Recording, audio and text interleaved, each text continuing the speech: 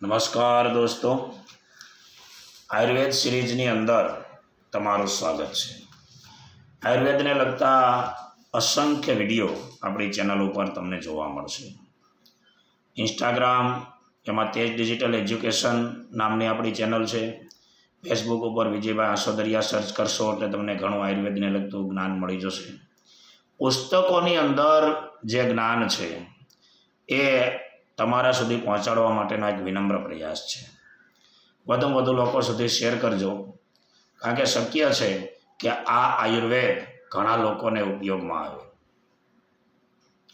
હવે છેલ્લા 2-5 વર્ષથી આપણે એક શબ્દ હું ખાસ સાંભળું છું. પહેલાંના સમયમાં તો આવું હતું નહીં કે ભાઈ હું જૈન છું. હું કોઈ જૈન ધર્મનો વિરોધી નથી હો.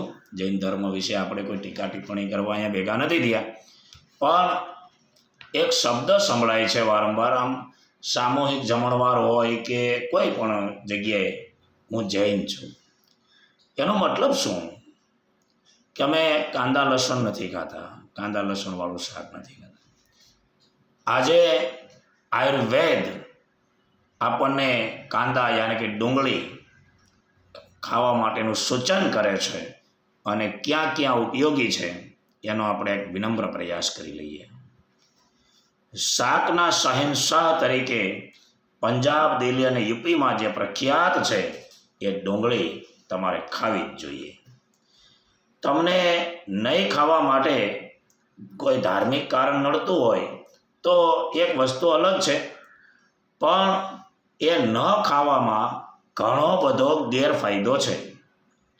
સૌથી પહેલો ગુણ એમાં ફાઈબર છે. રોજ એક ડુંગળી ખાવાથી તમને કબજિયાત નહીં થાય અને એનાથી હરસ અને ભગંદર પણ નહીં થાય. બીજો ગુણ, એમાં રહેલ એલિલ સલ્ફાઇડ નામના રસાયણને કારણે શરદી, ઉધરસ, મરડો, કરમિયા અને શરીર ઉપર થયેલા પાક અને ગુમડા છે ને એ પણ મટી જાય છે.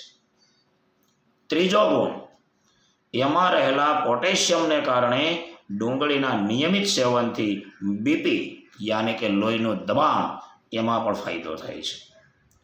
ચોથો ગુણ લોહી વધારવાનો છે, કારણ ડુંગળીમાં આયર્ન, કોબાલ્ટ અને ઝીંક છે, જેનાથી હિમોગ્લોબિન સુધરે છે, લોહીના ટકા છે ને વધે છે.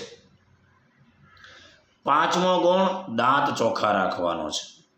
હવે હિમોગ્લોબિનની વાત આવીને એટલે એક સત્ય ઘટના હું તમારી સાથે શેર કરી દઉં. હું કોઈ અભિમાન કે એવી વાત નથી કરતો, પણ મારી સાથે વીતેલી અને મેં અનુભવેલી સત્ય ઘટનાઓ તમારી સાથે શેર કરતો રહું છું વિનમ્ર ભાવે.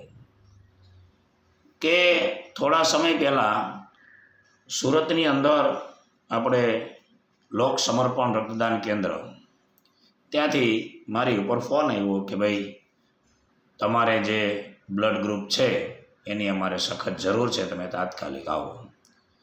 એટલે રજાનો દિવસ હતો એટલે મેં કીધું ચલો કોઈનું જીવન બચાવવામાં આપણે નિમિત્ત બનીએ તો આપણને શું વાંધો છે. એટલે હું બ્લડ ડોનેશન કરવા માટે ગયો લોક સમર્પણ રક્તદાન કેન્દ્રમાં, અને ત્યાં ડૉક્ટર મારી શારીરિક તપાસ હજી કરતા હતા કે મારું બ્લડ ચાલે એમ છે કે નહીં, બીપી ને બધું માપતા હતા.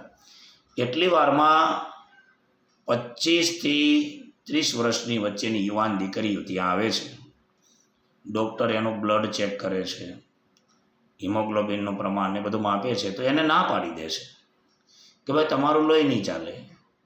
એટલે ઉત્કંઠાવશ મારાથી રહેવાયું નહીં. મેં કીધું સર તમને ખોટું ન લાગે તો એક પ્રશ્ન કરું. મને કે બોલો. મેં કીધું મારી આટલી મોટી ઉંમર, મારું બ્લડ ચાલે છે, હું બ્લડ ડોનેશન કરી શકું છું, અને આ યુવાન દીકરીઓને તમે ના પાડી કે એનામાં હિમોગ્લોબિન ઓછું છે, લોહીના ટકા ઘટે છે. મનમાં પ્રશ્ન થયો કે આ 25 થી 30 વર્ષની યુવાન દીકરીઓ, એ યુવાન કે હું યુવાન, અભિમાનની વાત નથી, પણ આ ખોરાકની અસર છે. આપણે શું ખાઈએ છીએ, કયા પ્રકારનો ખોરાક આપણે લઈએ છીએ એની ઉપર આ બધું છે. એટલે હિમોગ્લોબિન સુધરે છે ડુંગળી ખાવાથી, પાંચમો ગુણ દાંત ચોખ્ખા રાખવાનો.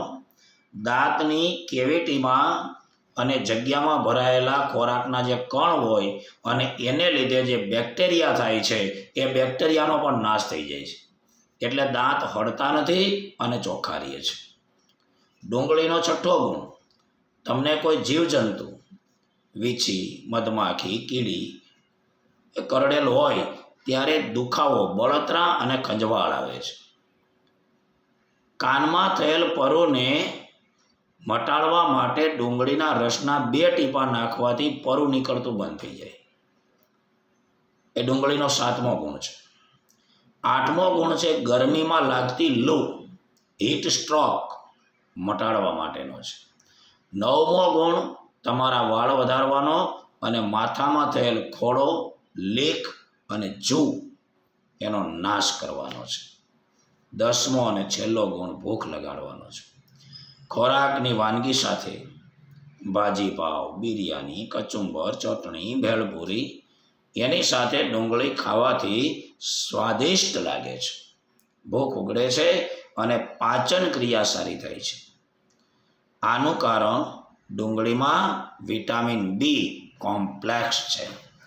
તો ડુંગળી આટલી બધી રીતે આપણને ઉપયોગી હોવા છતાં જો આપણે ડુંગળી ન ખાતા હોઈએ તો ક્યાંક ને ક્યાંક આપણે ભૂલ કરીએ છીએ. આપણું આયુર્વેદ આપણને ડુંગળી ખાવાની છૂટ આપે છે. સારું લાગે તો બીજા લોકો સુધી પહોંચાડજો. નમસ્કાર.